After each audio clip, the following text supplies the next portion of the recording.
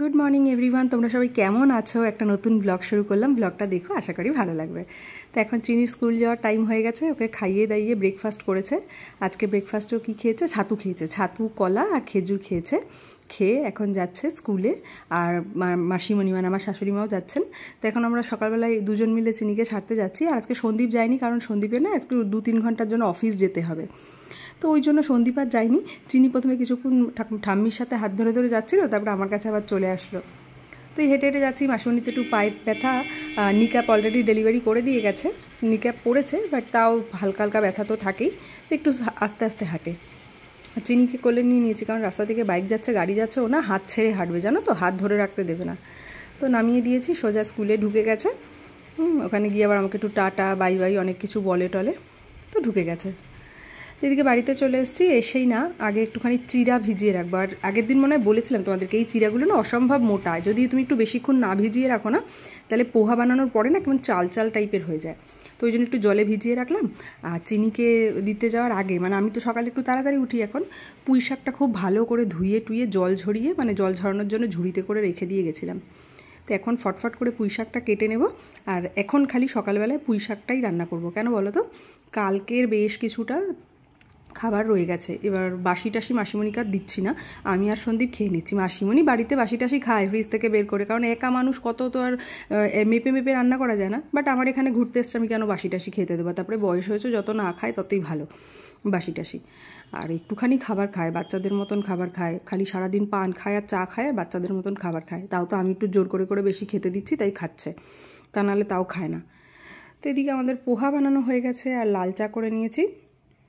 ওই যে সন্দীপ যাচ্ছে খেয়ে দিয়ে একটু অফিসেও চলে আসবে, ওর টিমের একজনের আর কি ল্যাপটপ আমাদের বাড়িতে পাঠিয়েছিল, তো অফিসে গিয়ে ওটারই আর কি রেস করতে হবে, তাকে নতুন ল্যাপটপ পাঠাতে হবে, এই সমস্ত কাজ আছে, তাইও যাচ্ছে।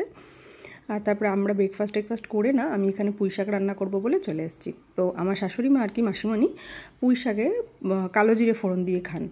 মাসিমণি কিন্তু বাঙাল, ঠিক আছে, বাট তাও মাসিমণি রান্নার আমার রান্নার মধ্যে অনেক পার্থক্য থাকে। যা হয়, এক একজনের রান্নার স্টাইল তো এক এক রকম, তাই।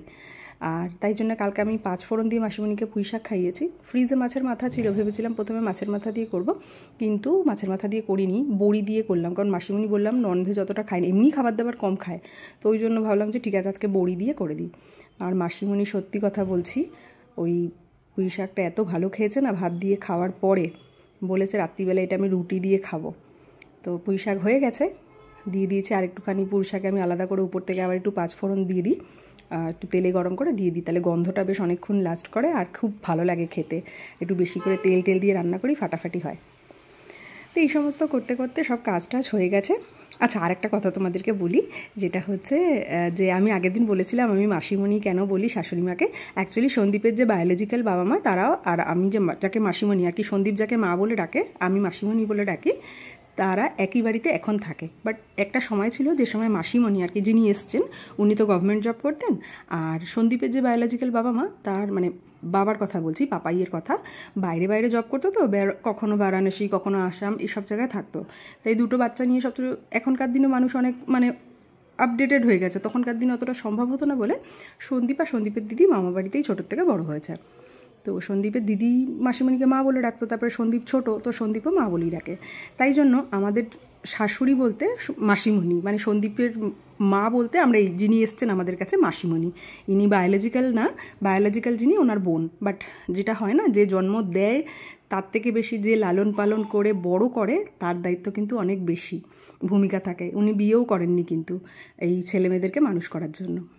তো এই হচ্ছে, এই কারণেই আমরা সন্দীপ আর সন্দীপের দিদি মাসিমণিকে মাই বলে, আর আমি আর সন্দীপের যে জামাইবাবু সৌমেনদা, আমরা দুজন মাসিমণিকে মাসিমণি বলি, আর সন্দীপের যে বায়োলজিক্যাল মা তাকে আমরা মামনি বলি, আর পাপ্পাইকে পাপাই বলি।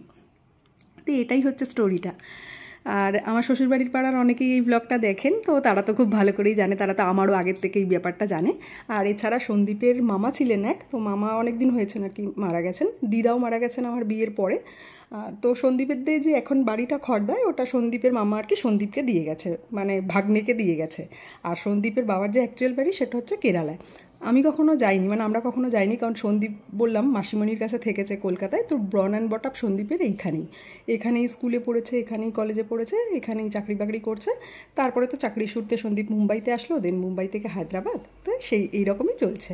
আর আমার ননদ হচ্ছে স্কুল টিচার, ও হচ্ছে আমার শ্বশুরবাড়ি যেখানে তার থেকে বেশি দূর না, আধা ঘন্টার ডিস্টেন্সেই ওর বিয়ে হয়েছে।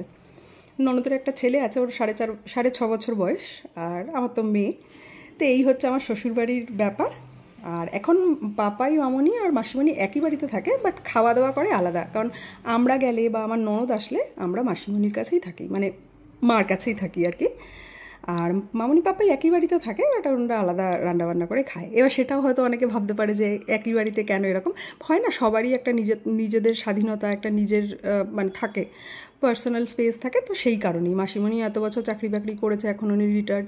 আর ছেলে মেয়ে যখনই যা হয়, কোনো অনুষ্ঠান পারপাস, এই বিয়ে থা পড়াশোনা সব কিন্তু উনিই করেছেন। তাই ওটাই আর কি, মানে যে জন্ম দেয় তার থেকেও যদি কেউ পালন করে সেই দায়িত্ব কিন্তু অনেক বেশি। আর তারপরে তো উনি বিয়ে থাও করেননি, ছেলে মেয়েদেরকে মানুষ করেছে। তো চলো আমি ব্লগটা শেষ করি, টাটা।